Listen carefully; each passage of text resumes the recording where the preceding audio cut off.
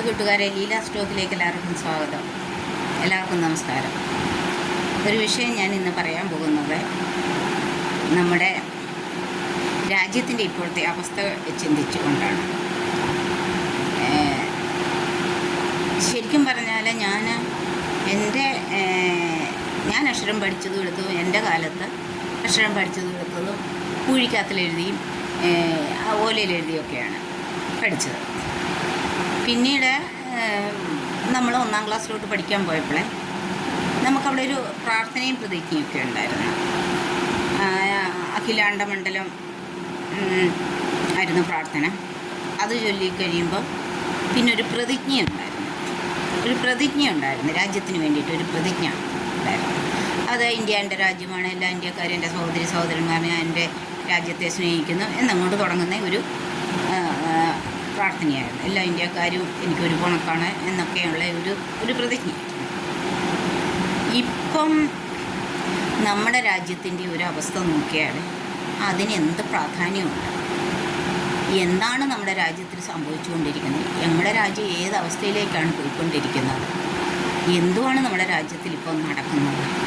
പണ്ട് നമുക്ക് ഒരു വീട് മുസ്ലിമിൻ്റെ എങ്കിലും ഒരു വീട് ഹിന്ദുവിൻ്റെ എങ്കിലും ഒരു വീട് ക്രിസ്ത്യൻസ് ആണെങ്കിൽ അടുപ്പിച്ചടുപ്പിച്ച് അയൽവക്കക്കാരും അതുപോലൊക്കെ തന്നെ ഒരു വീട്ടിൽ അഥവാ എന്തെങ്കിലും സാധനം ഉപ്പില്ല അല്ലെങ്കിൽ എന്തെങ്കിലും ഒരു സാധനത്തിന് കുറവാണ് അടുത്ത വീട്ടിൽ നിന്ന് കടം മേടിക്കുക, അതിനടുത്ത വീട്ടിൽ നിന്ന് വയ്ക്കുക. എല്ലാവരും കഴിവത് അങ്ങനെ അങ്ങോട്ടും ഇങ്ങോട്ടും അയൽവക്കക്കാർ തമ്മിലെ കടവും ഇടവും മേടിച്ച് ആരും കഴിവതും പട്ടിണിയില്ലാതെ കഴിഞ്ഞിട്ടു. അയൽവക്കക്കാരൻ പട്ടിണിയിലാണോ എന്നറിഞ്ഞിരുന്നു അന്ന്. ഇന്ന് ആരും ഒന്നും അറിയുന്നില്ല. വലിയ വലിയ മതിലുകൾ കെട്ടി വലിയ വെളുത്ത് അയൽവക്കക്കാരൻ ഞാൻ വയറ് നിറച്ചുകൊണ്ട് കിടന്ന് കൊടുക്കുമ്പോഴും അയൽവക്കക്കാരൻ പട്ടിണിയിലാണെന്നോ അവനൊരു ഗ്ലാസ് വെള്ളം കുടിക്കാനുണ്ടോ ഇല്ലോ ഇതൊന്നും ആരും തിരക്കാറില്ല. കാരണം വലിയ വലിയ മതിലുകളല്ലേ അവർക്ക് ഇങ്ങോട്ട് വന്ന് ചോദിക്കാനുള്ള. അത് വലിയ മതിലുകൾ കുപ്പിച്ചിൽ വെച്ച മതിലുകളും കാര്യങ്ങളും ഒക്കെയാണ്. പിന്നെ പട്ടി. അപ്പോൾ ഇപ്പം ആ ഒരു കാലഘട്ടം കഴിഞ്ഞുപോയി. അപ്പോൾ ഇന്ന് എന്താണ് നമ്മുടെ രാജ്യത്തിൽ നടക്കുന്നത്? പണ്ട് നമുക്ക് മനുഷ്യരെ അറിയത്തുള്ളായിരുന്നു. മനുഷ്യരെ അവരെ എവിടെ ജീവിക്കുന്നു, എവിടെ ഉള്ളവർ, അവരുടെ പേരും അല്ലെങ്കിൽ അവരുടെ കുടുംബം അങ്ങനെയൊക്കെ ഉള്ള നമുക്കറിയത്തുള്ളായിരുന്നു. ഇപ്പോൾ എന്തുവാ, പണ്ട് പത്രങ്ങളിൽ മാട്രിമോണിയൽ കോളം വരുമായിരുന്നു. മാട്രിമോണിയൽ കോളം വരുന്ന സമയത്ത് എൻ്റെ അറിവ് വായിക്കാൻ തുടങ്ങുമ്പോൾ തൊട്ട് പത്രം വായിക്കുന്ന ഒരു വ്യക്തിയായിരുന്നു.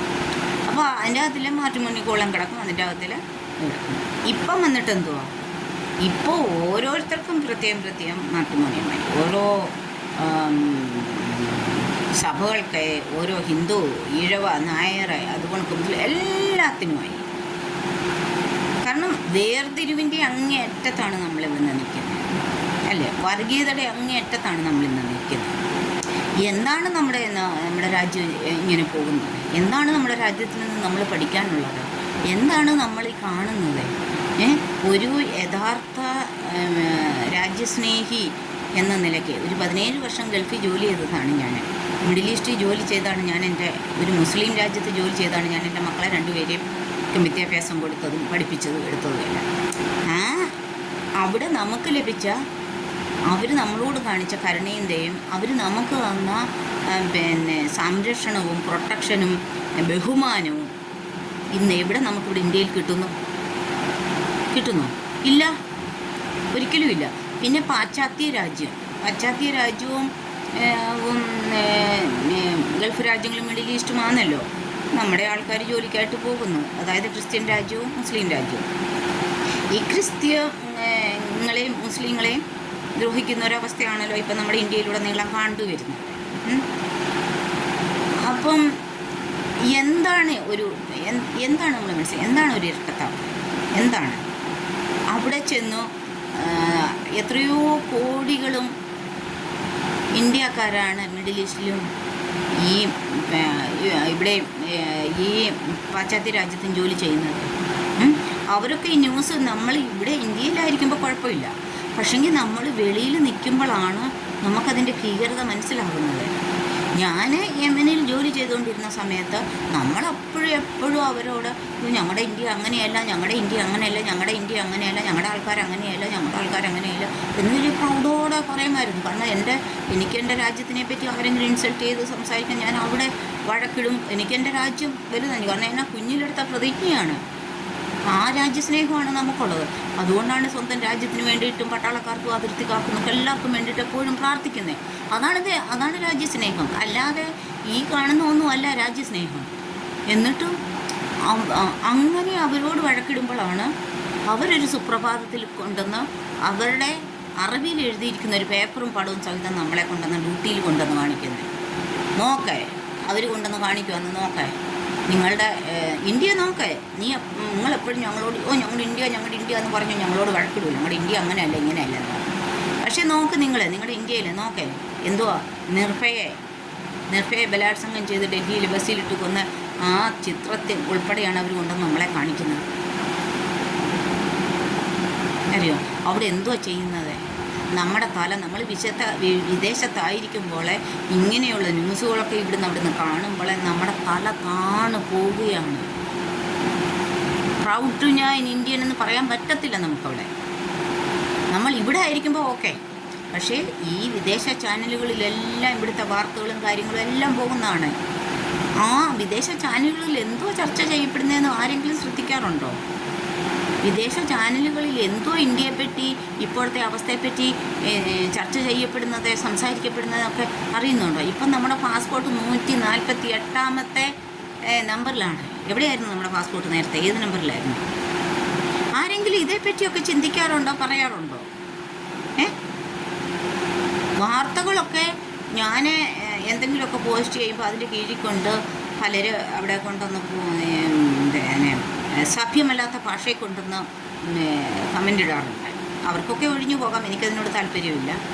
പക്ഷേ ചരിത്രമുണ്ട് നമ്മുടെ മുന്നിൽ ചരിത്രമുണ്ട്, നമ്മുടെ മുമ്പിൽ വ്യക്തതയുണ്ട്, നമ്മുടെ മുമ്പിൽ വ്യക്തമായ തെളിവുകളുണ്ട്. അതിൻ്റെ അടിസ്ഥാനത്തിലാണ് ആരെങ്കിലും പറയുകയോ എടുക്കുകയോ ചെയ്യുകയോ ഒക്കെ ചെയ്യുന്നത്.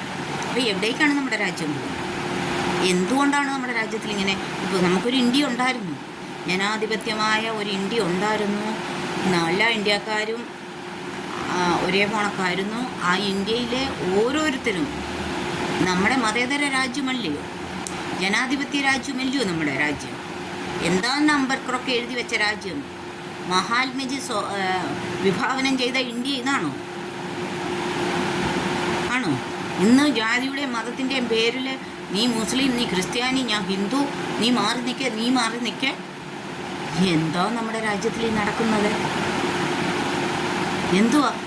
സത്യം പറഞ്ഞാൽ രാജ്യത്തിൻ്റെ ഇപ്പോഴത്തെ അവസ്ഥയെ ഓർത്ത് കണ്ണുനീരോടിരുന്ന് പ്രാർത്ഥിക്കാറുണ്ട് ഈ അവസ്ഥയ്ക്ക് വേണ്ടിയിട്ട്. ഓരോ വാർത്തകൾ കാണുമ്പോൾ, ഓരോ തെളിവുകൾ കാണുമ്പോൾ, എടുക്കുമ്പോൾ എന്താ ഒരു യഥാർത്ഥ രാജ്യസ്നേഹി ആയതുകൊണ്ടാണ് കണ്ണുനീര് വരുന്നതും ഈ എഴുതുന്നതോ പറയുന്നതോ. ഇതൊന്നും ഇല്ലാത്തവർക്കൊന്നും നോക്കത്തില്ല. വെറും രാജ്യസ്നേഹം അഭിനയിക്കുന്നവർക്കും പറയുന്നവർക്കും അവർക്കുള്ള നോക്കത്തിൽ അവർ കണ്ണ് നിറയത്തില്ല. അവർക്ക് ഈ ഒരുമാതിരി സൗഖ്യമില്ലാത്ത കമൻ്റ് ഇടാനേ അവർക്കറിയത്തുള്ളൂ, അല്ലാതെ അവർക്കറിയത്തില്ല. അവർ ചരിത്രം വായിക്കുന്നില്ല, അവർക്ക് ചരിത്രം അറിയത്തില്ല, പഠിക്കുന്നുമില്ല. നമ്മൾ ചരിത്രത്തിൻ്റെ അടിസ്ഥാനത്തിലും നമുക്ക് ലഭിക്കുന്ന അറിവുകളും നമുക്ക് നിത്യേന നമ്മൾ കാണുന്ന ആ ഒരു വാർത്തകളിൽ കൂടെയാണ് നമ്മൾ സംസാരിക്കുന്നത്. സത്യം പറഞ്ഞാൽ നമ്മുടെ രാജ്യത്തിൻ്റെ അവസ്ഥയെ ഓർത്ത് കണ്ണുനീരോടിരുന്ന് പ്രാർത്ഥിക്കാറുണ്ട്. യമനിൽ വിദേശത്തായിരുന്നപ്പോൾ നമ്മൾ എവിടെയായിരുന്നു നമ്മുടെ രാജ്യത്തിന് വേണ്ടി പ്രാർത്ഥിക്കണം. വിദേശത്തായിരുന്ന സമയത്തായാലും നമ്മുടെ രാജ്യത്തിന് വേണ്ടി കണ്ണുനീരോടെ പ്രാർത്ഥിച്ചിട്ടുള്ളവരാണ്. അതുകൊണ്ടാണ് നോവുന്നത് നമുക്ക്, അതുകൊണ്ടാണ് വേദനിക്കുന്നത്, അതുകൊണ്ടാണ് പറയുന്നത് ഈ രാജ്യത്തിൻ്റെ അവസ്ഥ എവിടത്തേക്കാണ് പോകുന്നത്, എങ്ങോട്ടാണ് പോകുന്നത്? നിരപരാധികൾ എന്തുമാത്രം പേരാണ് ജാതിയുടെ പേരിൽ മരിച്ചു വീഴുന്നത്. ജയ ശ്രീരാം വിളിച്ചോ ആളുകളെ കൊല്ലുന്നു, ഇപ്പം ഹിന്ദു ആണോ എന്ന് ചോദിച്ച ആളുകളെ കൊല്ലുന്നു. ഇതെല്ലാം ലോകം കണ്ടുകൊണ്ടിരിക്കുമല്ലേ? നമ്മളിവിടെ നടത്തുന്നതും പറയുന്നതും എടുക്കുന്നതും ലോകം മൊത്തം ചർച്ച ചെയ്യപ്പെടുന്നു, ലോകം മൊത്തം കാണപ്പെടുന്നു. എന്തുമായിരുന്നു ഇന്ത്യയുടെ ഒരു ഇമേജ്? ഇപ്പം എവിടെ ഇരിക്കുന്നു ഇന്ത്യയുടെ ഇമേജ്? ഞാൻ വെളിയിൽ ജോലി ചെയ്യുമ്പോഴേ എൻ്റെ കൂടെ ജോലി ചെയ്ത കൂബിയൻസ്, ഡോക്ടേഴ്സ്, സർജൻസും അവരൊക്കെ ഉണ്ടായിരുന്നു. അപ്പോൾ അവരൊക്കെ എപ്പോഴും എന്നോട് പറയുമായിരുന്നു, oh Leela, you are my Indian daughter, very proud about you. Specially ഒരു ഇന്ദിരാഗാന്ധിയെ പറ്റി പറയുമായിരുന്നു. അപ്പം എങ്ങോട്ടാണ് നമ്മുടെ രാജ്യം പോകുന്നത്? എന്തുമാണ് നമ്മുടെ രാജ്യത്തിൽ സംഭവിക്കുന്നത്? ഞാനൊരു നേഴ്സാണ്. ഞാനിപ്പോൾ ഒരു ഹോസ്പിറ്റലിൽ ജോലി ചെയ്യുമ്പോൾ ആ ഓപ്പറേഷൻ തിയേറ്ററിലൊക്കെ ജോലി ചെയ്യുന്നൊരു വ്യക്തിയാണ് ഞാൻ. അപ്പം പേഷ്യൻറ്റ് ബ്ലീഡിങ് ആയി പെട്ടെന്ന് ബ്ലഡ് വേണം. ഓപ്പറേഷൻ തിയേറ്ററിൻ്റെ വെളി വന്ന് പറയുന്നത് അകത്ത് കിടക്കുന്ന പേഷ്യൻറ്റിൻ്റെ ജാതി നോക്കി ആ ജാതിയിലുള്ള രക്തം കൊണ്ടുവരാനല്ല പറയുന്നത്, എയോ ബിയോ എ ബിയോ കൊണ്ടുവരാനാണ് പറയുന്നത്. എയോ ബിയോ എ ബിയോ ഗ്രൂപ്പ് കൊണ്ടുവരാനാണ് പറയുന്നത്. അല്ല, അവരോട് പറയുന്നില്ല അകത്ത് കിടക്കുന്ന പേഷ്യൻറ്റിൻ്റെ ജാതി പറഞ്ഞ് ആ ജാതിയിലുള്ളവരുടെ ബ്ലഡ് മാത്രം കൊണ്ടുവന്ന് പറയുന്നില്ല. പിന്നെ ഏത് മതസ്ഥർ ആരായാലും മരിച്ചു കഴിയുമ്പോൾ എന്തുവാ ഒരു സ്കെൽട്ടൻ. പിന്നെ എന്തിനീ 4 ദിവസം 3, 4, 7 ദിവസത്തേക്കുള്ള ജീവിതത്തിൽ കിടന്ന് അടിയും പിടിയും കൊണ്ട് ഈ ഭർത്തയും കാണിച്ച് ഇതും കാണിച്ച് എന്തിനിങ്ങനെ ചെയ്യുന്നു മനുഷ്യരെ? മനുഷ്യനായിട്ട് ജീവിക്കൂ. മനുഷ്യരെന്ന് പറഞ്ഞിട്ട് കാര്യമില്ല, മനുഷ്യത്വം വേണം. ഹ്യൂമൻ ബീങ്സ് എന്ന് പറഞ്ഞിട്ടില്ല, ഹ്യൂമാനിറ്റി അന്തരിൽ വേണം, അകത്ത് വേണം. ഇതില്ലാതൊന്നും പറഞ്ഞിട്ട് കാര്യമില്ല. ചുമ്മാ രാജ്യസ്നേഹം കപട രാജ്യസ്നേഹം കാണിക്കുന്നവരോട് എനിക്ക് ഒട്ടും താല്പര്യമില്ല. അറിയുക, ഇപ്പോൾ ഈ പെൽഗാമിലെ കണ്ടപ്പോൾ എൻ്റെ കണ്ണ് നിറഞ്ഞു. ഈ രാജ്യസ്നേഹം പറയുന്നതോടെ കണ്ണ് നിറഞ്ഞു. എൻ്റെ കണ്ണ് നിറഞ്ഞ് ഞാൻ പ്രാർത്ഥിച്ചു. ആ രാജ്യത്തെ സ്നേഹിക്കുന്നതുകൊണ്ടാണ്. ഈ രാജ്യത്തിലെ ഓരോ വ്യക്തിയും കുഞ്ഞുകുട്ടി ആബാലവൃദ്ധം എൻ്റെ സഹോദരന്മാരെന്ന് ഞാൻ കരുതുന്നതുകൊണ്ടാണ് അവരുടെ ജീവൻ പൊലിയുമ്പോൾ എനിക്ക് വേദനയുണ്ടാകുന്നത്, എൻ്റെ കണ്ണ് നിറയുന്നത്. അതുകൊണ്ട് രാജ്യത്തിലെ പരസ്പരമുള്ള വാർത്ത നമ്മളിപ്പോൾ പോകുന്ന വഴിക്കൊക്കെ ബസ് സ്റ്റോപ്പിൽ അവിടെ നിൽക്കുന്ന ജോലികൾ ആ ബസ് സ്റ്റോപ്പിലൊക്കെ ഒന്ന് തലകറങ്ങി വീണെന്ന് വെച്ചു. ആരാ നമ്മളെ അവിടുന്ന് താങ്ങി എണ്ണിപ്പിക്കുന്നത് നമുക്കെങ്ങനെ അറിയാം? ആരുടെ കൈ കൊണ്ടാണ് നമ്മൾ ഒരു ഗ്ലാസ് വെള്ളം കുടിക്കുന്നതെന്ന്, നമുക്ക് വെള്ളം തരുന്നത്, നമ്മൾ പൊക്കുന്നതെന്ന് നമുക്കെങ്ങനെ അറിയാം? അടുത്ത നിമിഷം നമുക്ക് എന്തു സംഭവിക്കുമെന്ന് ഏതെങ്കിലും മനുഷ്യനറിയാമോ? ദൈവം അതെല്ലാം മറച്ചു വെച്ചിരിക്കുമല്ലേ. എന്നിട്ടും എന്തിനാ മനുഷ്യരെ ഈ പർദ്ദയും ജാതി വ്യത്യാസവും ഈ വർഗീയതയൊക്കെ വെച്ച് പുലർത്തി നിങ്ങൾ ഈ ലോകത്തെ 4, 3, 7 ദിവസത്തെ ജീവിതത്തിൽ നമ്മളെല്ലാവരും ഈ ലോകത്തിലെ വിരുന്നുകാരാണ്. ഓരോരുത്തർക്കും ദൈവം സമയം വെച്ചിട്ടുണ്ട് എപ്പോഴാണ് പോകേണ്ടതെന്ന്. അപ്പോൾ അവനവൻ്റെ ശരീരത്തിൽ ശ്വാസം ഇരിക്കുമ്പോൾ അവനവന് നല്ലത് മാത്രം പറയുക, പ്രവർത്തിക്കുക. അല്ലാതെ എന്ത് നേടിക്കൊണ്ട് പോകാനാണ്? ഒരു മനുഷ്യൻ മരിക്കുമ്പം എന്തോ അവനെ മരിച്ചു പോകുമ്പോൾ എന്തുവാണ് ആൾക്കാർ പറയുന്നത്? അവൻ ജീവിച്ചിരുന്നപ്പോൾ ചെയ്ത പ്രവൃത്തികളെപ്പറ്റി ഓർത്താണ് മനുഷ്യർ നല്ലതും തീയതും പറയുന്നത്. ചിലർ മരിക്കുമ്പോൾ ചിലർ പറയും, അയാളോ ചത്തത് നല്ലതായി, മനുഷ്യരെ എല്ലാം ദ്രോഹിച്ചു കഴിഞ്ഞൊരു മനുഷ്യനാണ്. ചിലർ മരിക്കുമ്പം പറയുന്നത് എന്തോ, അയ്യോ അങ്ങേര് പോകണ്ടായിരുന്നു, ഇപ്പം അങ്ങേർക്ക് എല്ലാവർക്കും ഒരു സഹായിയൊക്കെ നല്ലൊരു മനുഷ്യനായിരുന്നു. അപ്പോൾ ഇതിലേതാ നിങ്ങൾക്ക് വേണ്ടുന്നത് നിങ്ങൾ തന്നെ ആലോചിക്കുക. ഓക്കെ, വേറൊരു വീഡിയോ ആയിട്ട് വരാം. ഓക്കെ, നമസ്കാരം എല്ലാവർക്കും.